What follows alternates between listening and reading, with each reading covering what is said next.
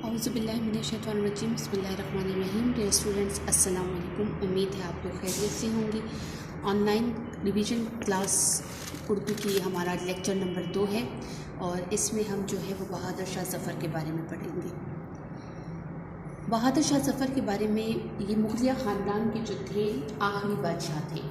ان کو بادشاہت ایسے وقت میں ملی تھی جب یہ برائے نام بادشاہ رہ گئے تھے، یعنی ان کے پاس اصل اختیارات نہیں تھے. پھر جو تھا یہ دہلی میں پیدا ہوئے. ان کے والد کا نام اکبر شاہ ثانی تھا. ان کی تربیت قلعہ مولا کے صاف ستھرے ماحول میں ہوئی ہے. یہ قلعہ مولا آپ لوگ دیکھیے.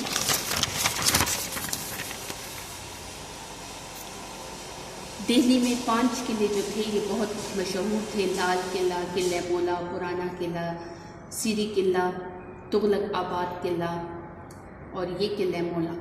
یہ 5 مشہور قلعے تھے. تو یہاں پر جو تھی ان کی تربیت ہوئی تھی. بہترین اساتذہ سے فیضیاب ہوئے تھے. بادشاہت اس وقت ملی جب یہ اپنا وقار کھو چکی تھی. وقار، اپنی عزت جو تھی، مغلیہ خاندان جو تھی وہ برائے نام بس رہ گئی تھی.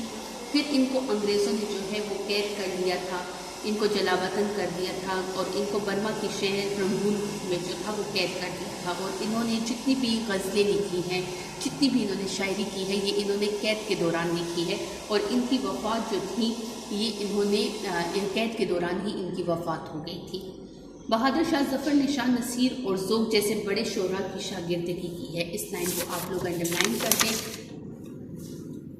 شاہ نصیر اور ذوق، یہ ان کا اکثر MCQs میں مکمل نام آ جاتا ہے. تو محمد نصیر الدین الیاس میاں کالو. شاہ نصیر کا اپنا نام محمد نصیر الدین الیاس میاں کالو کا. ذوق شیخ ابراہیم ذوق. ان کی شاعری میں جو تھا یہی دہلی کے یا جو ان کے اپنے وقت کی جو حالات تھے، جو 1857 کی جنگی آزادی میں معاشی بدحالی تھی، دنیا کی بے ثباتی، احساس محرومی، یہ سب کچھ ان کی شاعری میں مل جاتا ہے. ان کی شاعری میں صوفیانہ خیالات بھی مل جاتے ہیں. ان کے اشعار میں 2 چیزیں ہمیں نظر آتی ہیں، یا تو انتہائی یاس انگیز، غم انگیز اور دردناک، اور دوسرے رنگین. لیکن انہوں نے بہت کوشش کی ہے کہ اپنا غم چھپائے، لیکن کہتے ہیں پھر بھی کہیں نہ کہیں ان کی شاعری میں وہ چیز نظر آ جاتی ہے. ان کی غزل نمبر 2 ہے ہمارے پاس، صفحہ نمبر 127. غزل نمبر 2. لگتا نہیں ہے جی میرا اجڑے دیار میں، کس کی بنی ہے عالم ناپائیدار میں. عمر دراز مانگ کے لائے تھے 4 دن، 2 آرزو میں کٹ گئے 2 انتظار میں. بلبل کو باغباں سے ناسیات سے گلا، قسمت میں قید لکھی تھی فصل بہار میں. کہہ دو ان حسرتوں سے کہیں اور جا بسے، اتنی جگہ کہاں ہے دل داغدار میں. کتنا ہے بد نصیب ظفر دفن کے لیے، 2 گز زمیں بھی نہ ملی کوئے یار میں. یہ ان کی جو یہ غزل ہے، یہ ان کی جو مشہور دیوان ہے، دیوان ظفر شاعری کا جو ان کا مجموعہ ہے، یہ وہاں سے لی ہوئی ہے. شعر نمبر 1 کی طرف دیکھیے. لگتا نہیں ہے جی میرا اجڑے دیار میں، کس کی بنی ہے عالم ناپائیدار میں. یہاں پر یہ جو ہے شاعر اس شعر میں جو ہے وہ دنیا کی بے ثباتی کے بارے میں بات کر رہے ہیں. یہ شعر 2 معنوں میں استعمال ہوتا ہے. کہتے ہیں کہ میرا اب اس اجڑے ہوئے دیار، اس گھر میں، اس ملک میں میرا دل نہیں لگتا. کہتے ہیں یہ ناپائیدار سی جو دنیا ہے یہ کس لیے بنی ہے. اب یہاں پر جو ہے یہ اپنے شہر دہلی کو بھی مراد لے رہے ہیں. وہ کہتے ہیں کہ جب اس دہلی شہر نے اجڑنا ہی تھا، یہ ختم ہی ہونا تھا، تو پھر اس دہلی شہر کو آباد کیوں کیا تھا؟ جب یہ سب کچھ جو ہے یہ ختم ہی ہونا تھا تو پھر کیوں آباد کیا؟ دوسرے معنوں میں دنیا کی بے ثباتی کی بات ہو رہی ہے کہ جب دنیا نے ختم ہی ہونا تھا، اس دنیا کی ہر چیز مستقل ہی نہیں تھی، تو اے اللہ پھر اس دنیا کو آباد کیوں کیا تھا؟ اس کو تو نے ویران کرنے کے لیے ہی بنایا تھا، تو پھر اس کو آباد کیوں کیا ہے؟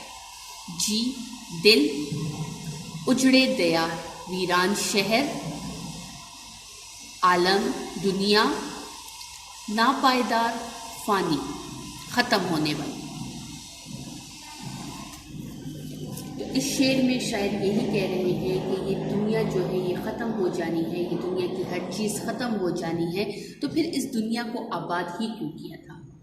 جس کو فلک نے لوٹ کر ویران کر دیا، جس کو فلک نے لوٹ کے ویران کر دیا، ہم رہنے والے ہیں اسے اجڑے دیار کے۔ 6 نمبر 2 کی طرف آئیں۔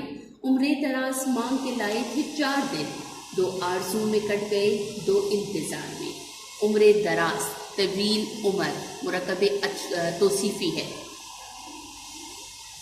آرزو، تمنا، خواہش۔ عمریں دراز مانگ کے لائے تھے 4 دن، یہاں پر بھی اللہ تعالیٰ سے ہی کہا جا رہا ہے کہ ہم 4 دن کی زندگی مانگ کر لائے تھے، 2 آرزو میں کٹ گئی ہیں، یعنی خواہشات میں ہم گزار دیتے ہیں، 2 انتظار میں۔ یہ جو ہے یہاں پر بھی یہ شعر 2 معنوں میں مراد لیا جا سکتا ہے۔ یہاں پر شاعر کہتے ہیں کہ 4 دن کی زندگی ہے۔ 4 دن کی زندگی سے مراد ہے بچپن، لڑکپن، جوانی، بڑھاپا۔ کہتے ہیں ہماری زندگی کے 4 ادوار ہیں۔ کہتے ہیں ہم 2 خواہشات میں گزار دیتے ہیں اور 2 ہم انتظار میں گزار دیتے ہیں۔ جب ہماری 2 خواہشات میں جو ہماری جوانی اور ہمارا لڑکپن ہوتا ہے، ہم خواہش کرتے ہیں ہمیں یہ چیز بھی ملے، یہ بھی چیز ملے، پھر جب ہم بڑھاپے کی طرف چلے جاتے ہیں تو پھر ہم جو ہے وہ اس میں انتظار کرتے ہیں کہ اب ہمارے اعمال تھے، جو ہمارے جو ہے وہ موت کا انتظار ہوتا ہے یا جو ہے وہ اپنے آخرت کے انتظار میں ہم گزار دیتے ہیں۔ یہاں پر شاید دوسرے معنوں میں یہ شعر مراد لیتے ہیں کہ 4 دن کی میری زندگی تھی۔ کہتے ہیں 2 میں نے خواہشات میں گزار دی ہے، تمناؤں میں گزار دی ہے کہ میرا محبوب مجھے آج ملے گا، کل ملے گا، کہتے ہیں اسی میں نے گزار دی، اور کہتے ہیں 2 میں نے اس کے انتظار میں گزار دی۔ کہتے ہیں میرے دل میں ایک خواہش آتی تھی کہ میرا محبوب مجھے ملے گا، لیکن کہتے ہیں وہ خواہش جو تھی وہ میں انتظار کرتے کرتے کہتے ہیں میری پوری زندگی اسی طرح گزر گئی ہے۔ بلبل کو باغباں سے نہ صیاد سے گلا، قسمت میں قید لکھی تھی فصل بہار میں۔ بلبل یہاں شاعر نے اپنے لیے استعمال کیا ہے، یہاں پر بہت سارے استعارات کا استعمال ہوا ہے۔ بلبل شاعر نے اپنے لیے استعمال کیا ہے، باغباں، باغباں باغ کی حفاظت کرنے والا، یہ شاعر نے اللہ کے لیے استعمال کیا ہے۔ صیاد، صیاد شکاری کو کہتے ہیں، یہ شاعر نے انگریزوں کے لیے استعمال کیا ہے۔ گلہ، شکوہ۔ قسمت، نصیب۔ فصل بہار، بہار کا موسم یعنی اچھے دن۔ اب یہاں پر جو ہے شاعر نے مختلف استعارات کا استعمال کیا ہوا ہے۔ شاعر کہتے ہیں کہ اکثر بلبل کو جو ہوگے وہ باغ میں پھولوں کے آس پاس ہم منڈلاتے ہوئے دیکھتے ہیں، کیونکہ بلبل جو ہے وہ پھولوں کا عاشق ہوتا ہے۔ تو کہتے ہیں کہ اب بلبل جو ہے وہ تو باغ میں جا رہا ہے، وہ تو اپنی عاشقی پوری کر رہا ہے، لیکن کہتے ہیں اس کی قسمت میں اللہ تعالیٰ نے قید لکھی ہوئی تھی، تو اس نے تو قید ہونا ہی تھا۔ اور کہتے ہیں کہ وہ شکاری سے گلہ نہیں کرتا، ایک چیز قسمت میں لکھی ہوئی ہے، وہ چیز اسے ضرور ملتی ہے، جس طرح بھی ہوتی ہے، وہ اس کے نصیب میں ہے، اس کی قسمت میں ہے، وہ اس کے ساتھ ہو کے رہتا ہے۔